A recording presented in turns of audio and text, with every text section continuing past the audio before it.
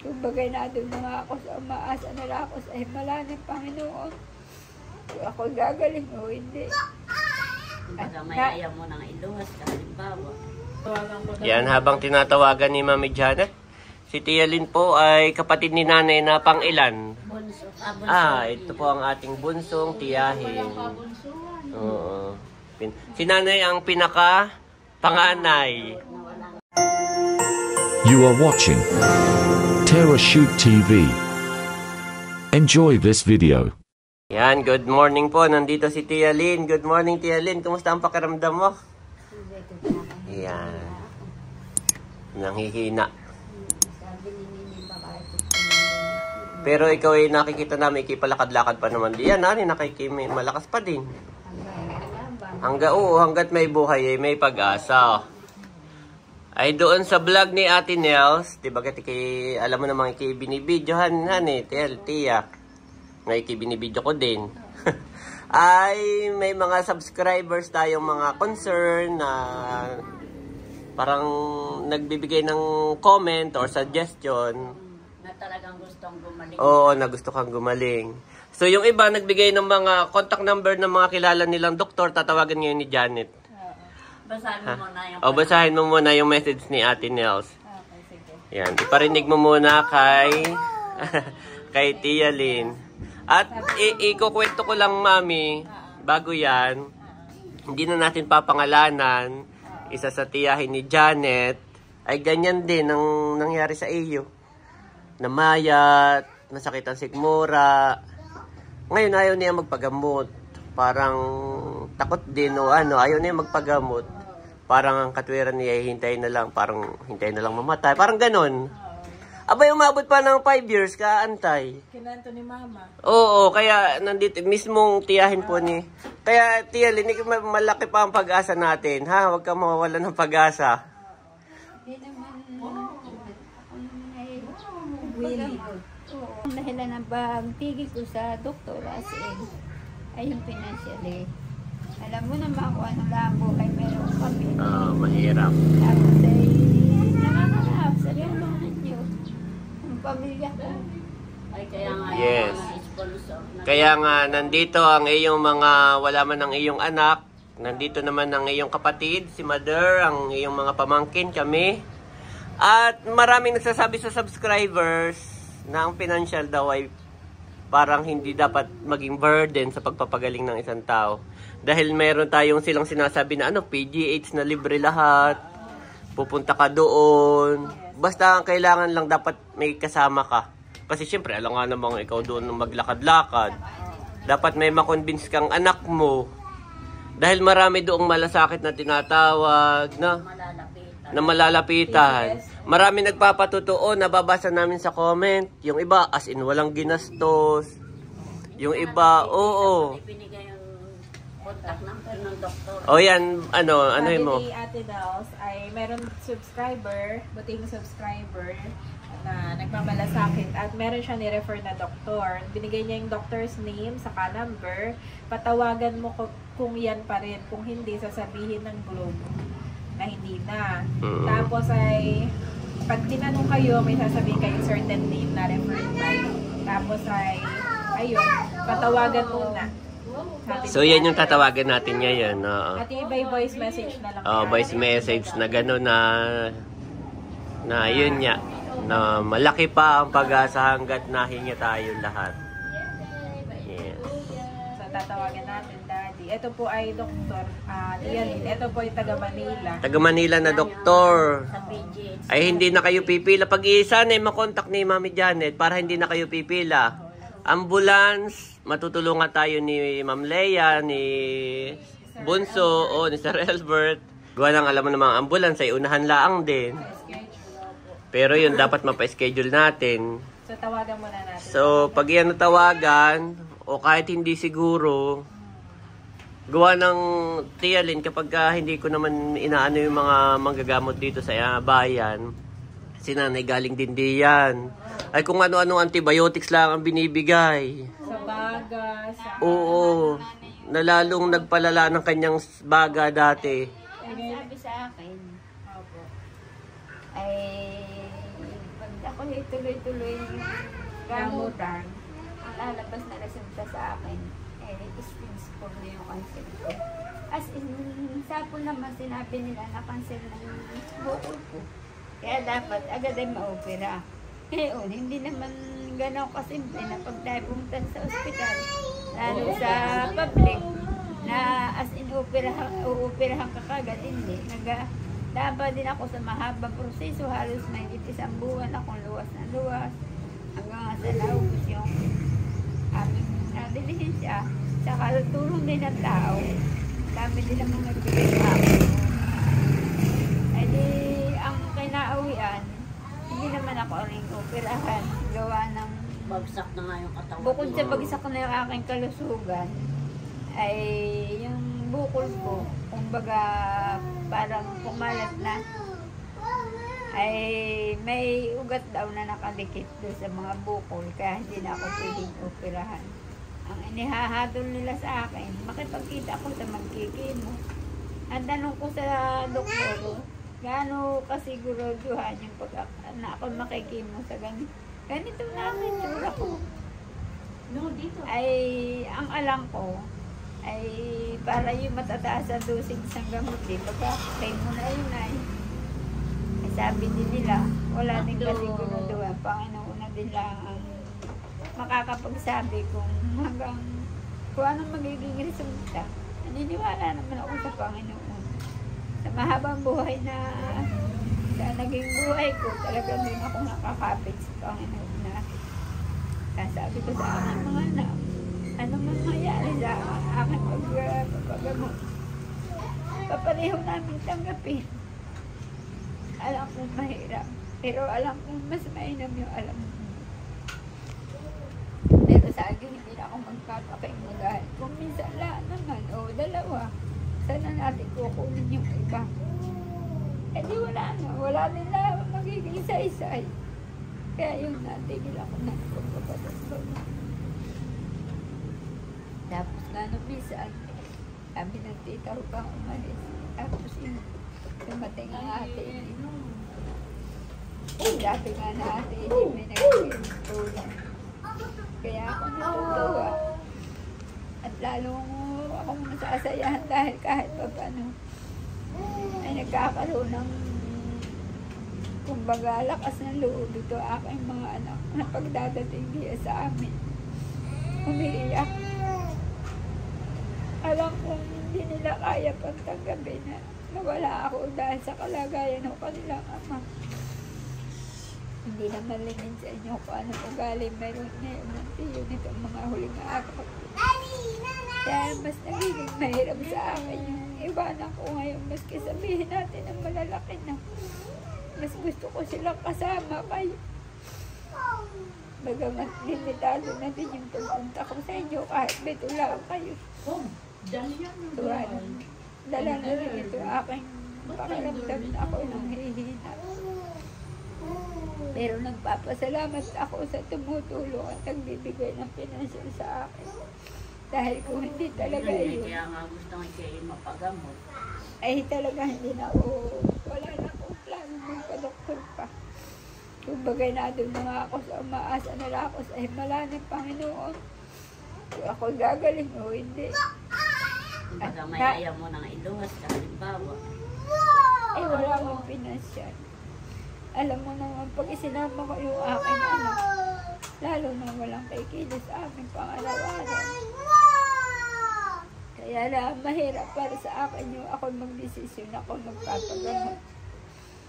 Gawa ng nahihinayang din naman ako nang matigil yung aking estudyante na kahit naman pa paano sinusuportahan na yung sinundan. Isang taon na lang. Isang taon na lahat ka-graduate mo. Oo, bali mahigit 1 taon na lang. Pero sabi ko nga, gusto ko siya samahan sa kanyang pag-graduate. Kaya talagang gusto ko pa din bumalik. Gusto ko pa din kayong makasama. Kahit lang sabihin, pag nararanasan ko yung sakit sa katawan ko, eh hindi ko din mabigin yung masabing ayaw ko na.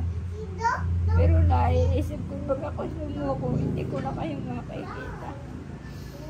hindi ako inaasa pa din na ako gagaling. Ay, yun nga. Di pang-desisyon lang kung ikaw Ay kung makukontak natin yan, sinabi ko na kay Nini na mauuliga kami ang magkasama. Oo. Ay, Wala si Nini, pag kayo naglapit siya, siya talaga yung prepare sa mga Mga ID niya, dapat anak. talaga. oo, Yan naman ay pagdating doon, iti sa aman, makoy kay kukumpay. Oo. Pwede out of patient. ay alam naman Bigyan ka niya. muna ng gamot. Alam na niya. Nag-usap na kami. Ay, medyo siguro nga nababaguhan ako ng pag-inom ng gamot at medyo na... Oh, yung binigay niya ay pambaga. Bali, Kaya, Siyempre, inumin ang walang laman ang tiyan. Abay, Magana dahil. ano yung mga paano. mahirap isa yun, dito, mga- isa sa baga, isa sa aking tayo, tsaka... Ganyan niya lang ang binibigay sa bayan. Oo. Kumbaga, nagbibigay ng gamot nang hindi alam yung totoong root cause kung bakit namamaga ang paa, bakit ka namamayat. Walang laboratory. Yes, dapat may Kaya laboratory. yan kahapon na yung sa pamamaga, paninilaw. Oo. Tsaka sa baga ang binigay. Gawa Ay, ng pinapainom yun ng walang laman ng tiyan. gawa ng... Kaya siya nahihilo. Ay, talaga nakakapanghina. Dati ako nainom din ng ganun. Kita mo ako laging hina. Oo, lagi. Ikinamayas din dati lalo. Oo. Nakaka, yun daw, apektado na yung lahat ng organ sa alunan niya. Kaya, ganito, malas. Pero ikaw, Tia Lynn, ay huwag kang mawawala ng pag-asa. Gawa ng isang ospital lang pa lang naman yung tumingin sa iyo talaga, yung talagang totoong tumingin sa kalagayan ng iyong stomach. So yung iba may tinatawag tayong parang second opinion dahil pwedeng itong ospital na ito ganito yung basa, ay wala ano to, nakadikit na yung bituka sa ano. Pero pagdating sa ibang ospital ay iba naman yung ano nila, may kasong ganon. Kaya wag kang ay parang ito na to, last line na, parang dulo na ng aking daan. Huwag kang mag-iisip ng ganun, malayo pa ang iyong tatakbuhin, ha? At sabi mo kanina, naniniwala ka naman kay Lord. Ayan. Naniniwala ka rin sa kanyang himala. Dahil yung kanyang miracle, yung kanyang himala, yun yung kanyang expertise. Ha? Yun yung parang pag sinabi mong miracle, si Lord talaga yung gumagawa nun, siya lang. Yun yung kanyang expertise. Kaya kung naniniwala ka doon, talagang mabubuhay ka pag ginusto mo, pag hiniling mo sa kanya. So, tatawagan ni Mami Janet yung doktor na binigay ng ating subscribers. Kung hindi man makontak, tatawagan natin si Ate Nels kung anong gagawin. Mag-update tayo kay Kay Ate Nels. ate. Gawa ng kahit hindi naman makontak yan, pwede naman tayong dumiretso na sa PGH. Saka May kina ate. ano daw pupuntahan sa Tungguhin yung Oo, may marami. ano yan. Yes, maraming paraan si Lord na tinutulungan ka na ni Lord eh. Dapat tanggapin mo lang, Tia Lynn, ha? Kahit yung hayop na pinaka mailap, no, kahit ang tigre na papaamo niya, nauutusan niya. So tayo pa kaya mga believers, mga tao, ginagamit niya para matulungan ka. Kaya huwag kang mawala ng pag-asa. At kailangan magpagamot, yun naman talaga ang number one. Yes, oo. Hindi pwedeng sabihin ipagpasa Diyos. Yes, nandun na yung salitang ipagpasa Diyos, pero kailangan kumilos tayo dito sa lupa. Sabi naman na nasa Oo. tao Diyos, gawa. yun, yung kasabihan na yun, tama, oo. Gawa, hindi naman lalapit sa atin. Oo, tama. natin kailangan. Hindi naman Tayo kikilo, so ang ating plano, tatawagan ni Mami Janet yung doktor na binigay ng ating buting subscribers kay Ate Nels. Salamat po sa inyo. At si Ate Nels lang ay wala signal doon. Oo, doon ay mayroon pang signal sa Biawin. Kung natawagan, ay di may bago tayong instruction kung anong sasabihin ni Doc. Kung hindi naman, may iba pa tayong marami pang paraan, ha, option. May iba pang tatawagan.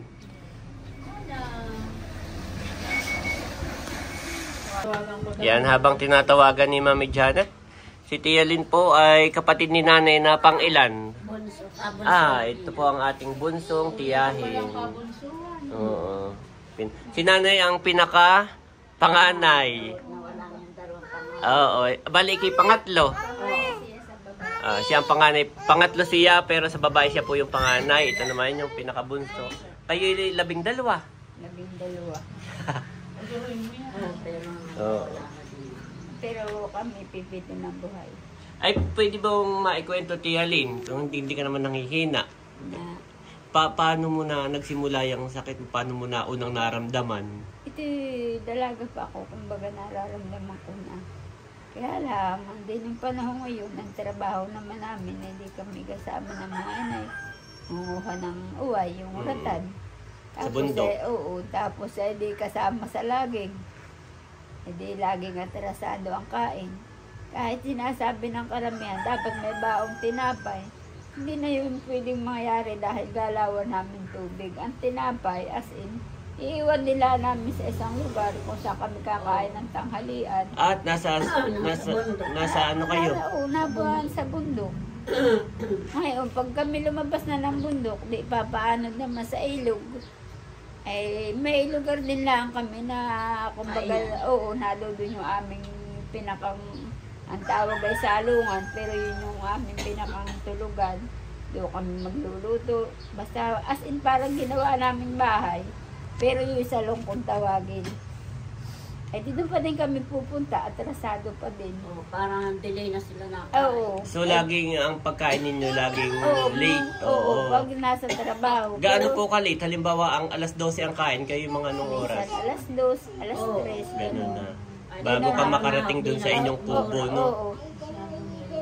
Ngayon, ay di ugali at tayo kasama pa yung buhay noon na may mga albularyo. Pag medyo nakaramdam ng masakit sa tiyan, ay pinapainom sila, nalipas. Hanggang sa, ayun na nga, mawala, pagkakakuhan, maramdaman. Hello, Doc. Tapos ito, Hello po. ng Dr. Orlando, Janet po. nitong huli kong So, ayan, Mami. Na-interrupt ang kwento ni Tia Lynn at na-contact mo. Naku, bigla sumagot si Doc. Oo. So, parang naalala ko kanina sabi ni Tia Lynn titingnan natin kung makakukontak si Doc. Ay, kalooban ni Lord na, di ba ga? Ay, nakontak nga. Nakontak, sumagot siya. Nakontak po. Habang nag-o-opera. Habang nag-o-opera. Sabi, ako lang po yung nag-o-opera. Ay, tatawag po. Importante Mami. po ito, ako lang po yung nag-o-opera. So, sorry po, Doc. Pasensya na po. Ay, tapos ay sabi ni, ako na lang ang tatawag sa iyo pagkatapos. Mm-mm. Ano pa siya na pagtatawag, Daddy? Oo. So, magandang sign ito, Daddy. Oo, May Tia hope. Lynn. May pag-asa tayo. Yes. So, iyon, itutuloy, isasama rin na lang natin siguro, nung dalaga ka pa, lagi ka nalilipasan ng gutom, nasakit ang sikmura mo. Yun doon nagsimula hanggang ganun ka na pabalik-balik. Nawawala, babalik na, nawawala, babalik. Malay nitong October, bago magpiesta. tuwan. Naramdaman ko ulit na bali, August na magkakatapusan. Ay di, kung baga, kaya, ay di sige, kaya, diretso yung mga gawain ko para sa aking pamilya, sa aking anak. Tapos nung mag-October, nakaiba, nakahinana. Ay di sabi ko sa nanay, hindi na muna ako, titigil lang muna ako ng paglalaba. Sinabihan ko lahat ng aking pinaglalabanan. Kaya nagpatingin sa Oo. albularyo. Nag-albularyo, tapos nung ako'y makapag ng kaunting panggastos, ay di yung nagpa-doktor na ako. Kung merong nagpadala yung si Alex sa akin. Sabi nanay, kung ka na, mag-try ka naman sa doktor. Ay di pinadala niya ako ugali, hindi pa naman kalakihan ng sahod niya at bago pa nila nag-uumpisa. Ay di nakaumpisa din naman ako ng pagpapadoktor, tapos naglilihin siya kami niya mag-ina ni Nini, si Alin, ng pandagdag, kaya kaumpisa din akong mag-ano ng pagluwas. Tapos may Saan mga- pong doktor iyan na na-diagnose kayong Doon din kay Dr. Formaran, ay di ang sabi diyan, Oo. magpa-ultra. Adi yan, nagpa-ultrahan eh. ultra Ultrasound. agad, oo, tapos Doon na sabi, kay Tem findings. sa Na may ultrasound? bukol daw. oo, tapos sabi niya, hindi kita re-resitahan ng gamot. Ang kailangan na malis agad yung bukol para maagap. In case na iyan ay cyst o cancer, agad ay kumbaga agad ay naabungan. Ay, ang nangyari naman sabi ko nga diyan, magpa-second opinion. Nagpunta sila na dosen. Oo. Pinaano ng Hindi, ambulansya. nagpunta pa kami kay Dr. Porteño. Yun din ang Sa poblasyon. Dito lang yan. Pinatingnan din niya. pinaliwanag din niya. Tapos sabi nga, English ta. Nakaharap kami doon sa laptop niya. Tinuturo naman, tinatagalog niya. Kaya di as in doktor. May mga term talaga na walang hindi pwedeng Tagalogin sa medical.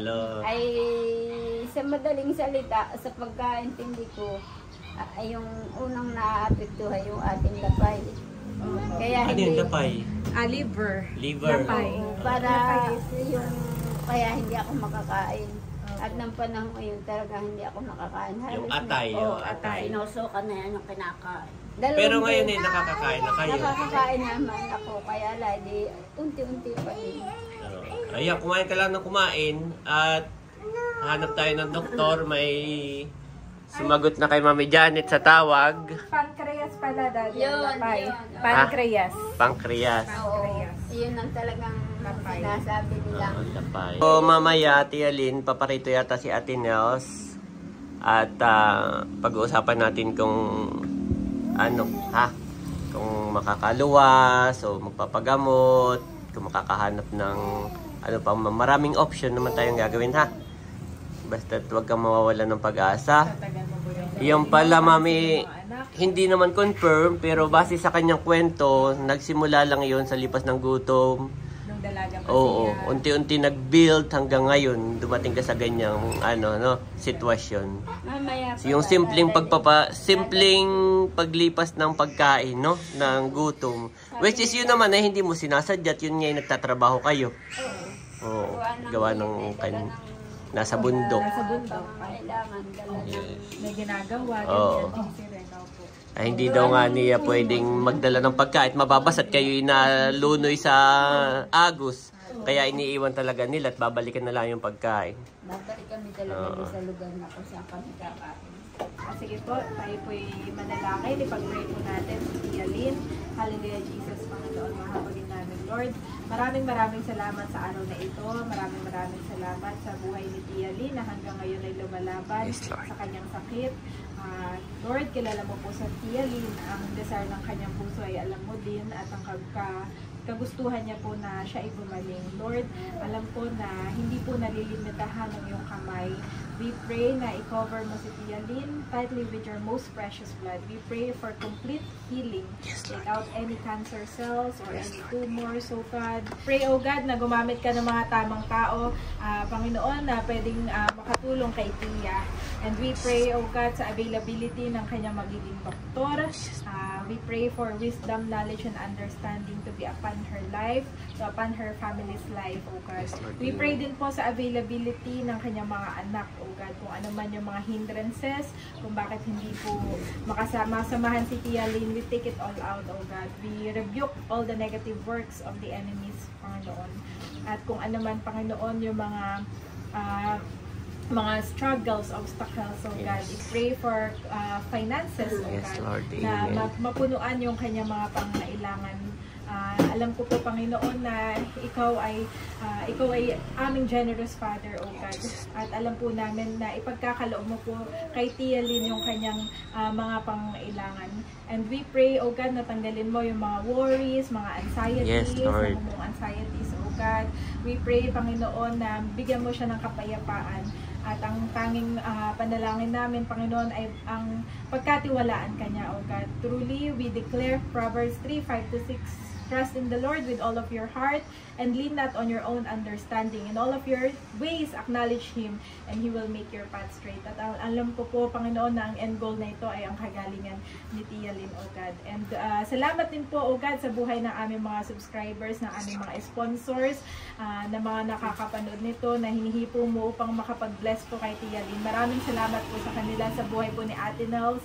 Ikaw na po, Panginoon, ang magbalik ng siksik, liglig at umaapaw na pagpapala. Maging sa buhay ni Mother na siyang nag-aalala para sa kanyang kapatid, Panginoon. Hindi man magawang masamahan ni Nanay dahil na rin sa dahil na rin sa kanyang edad. But we know, Father, na maglalaan ka po ng tamang tao upang masamahan po si Tia pagluwas-luwas niya sa Maynila. And ilid mo siya, O God, sa mga right agency, PCOs, o man ito, malasakit, o kung sino man na pwede makatulong sa kanyang kaso, Panginoon.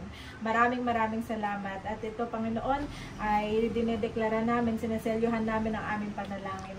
At patuloy mo pong pagpalain, Panginoon, ang pamilya po ni Tia. Yes, In Lord. Jesus' name we pray. Amen. Amen. Yeah. We pray for healing. Salamat po. God bless po. Ayun lang. Nagmamadali si Doc Daddy, tumawag na siya. Tumawag si Doc. Wow, thank you, Lord. Naka-headset nga ako, butit nag-e-edit ako. Ay, tatanggalin ko lang muna. Ano sabi ni Doc? Ay, sabi ni Doc ay, ang lakas pala ng boses ko. No? Yan nga, naka-headset ka. Sabi ni Doc ay isasend niya yung clinic, schedule ng clinic niya via Viber. Pwede daw kami mag-usap via Viber. Tapos sinabi ko lang na gusto pong magpa-check up ng tiyahin natin dahil may bukol sa tiyan. So ang sabi ni Doc ay isasend niya yung clinic niya, tapos ay dalhin, pag magpapa-check up na si Tia Ling, dalhin lahat ng laboratory niya. Yes. At titignan niya daw yun. Oo. So, mabilis kausap si Doc. Mabilis, Pagkasabi ko lang na may bukol po sa tiyan, ay parang alam na niya. So, siya siguro ay talagang specialist. May mga ganyan talaga ang mga doktor pa rin, no? Hindi pera-pera lang. Oh, yes. Talagang puso, no? Oh, puso. Salamat. Thank you, Lord. Dahil may mga doktor tayo na talagang bata pa lang ang isip nila. Bakit gusto mong maging doktor? Kasi gusto kong makatulong. Yep. Naiyak ako. Gusto ko na maging doktor, isa sa ating mga anak. So, yun. Ayan. Salamat po, Doc. At doon sa subscribers na nag-suggest kay Ate Nels. Yes. Nandito po Nag-suggest kami.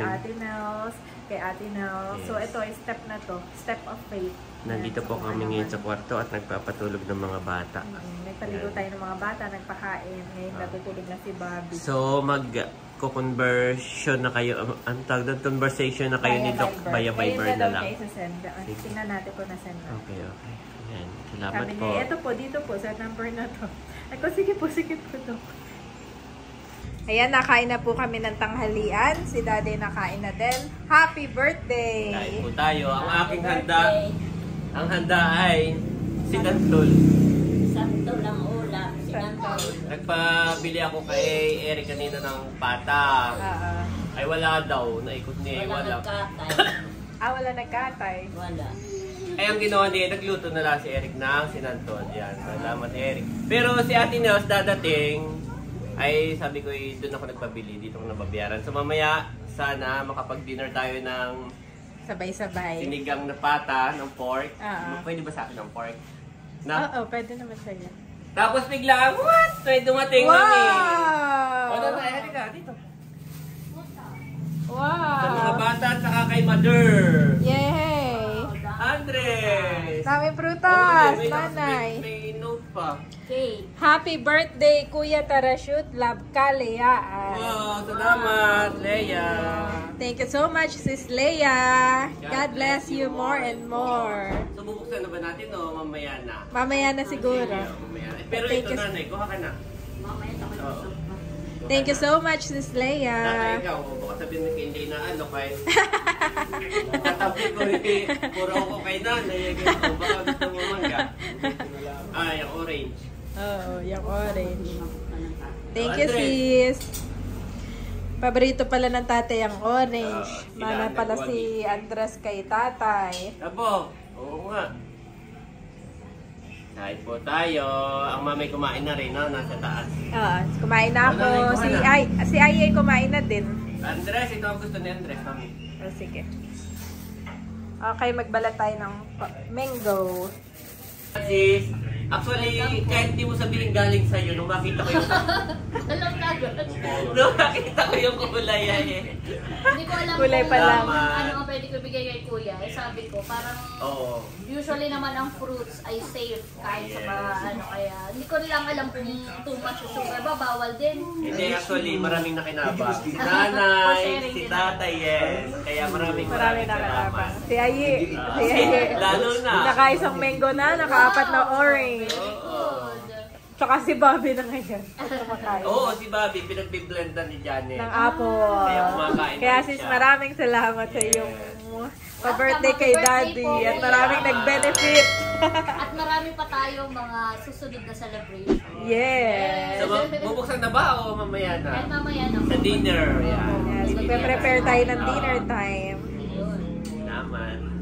Then Jesus said to him, Get up, pick up your mat and walk. John 5-8 Niv.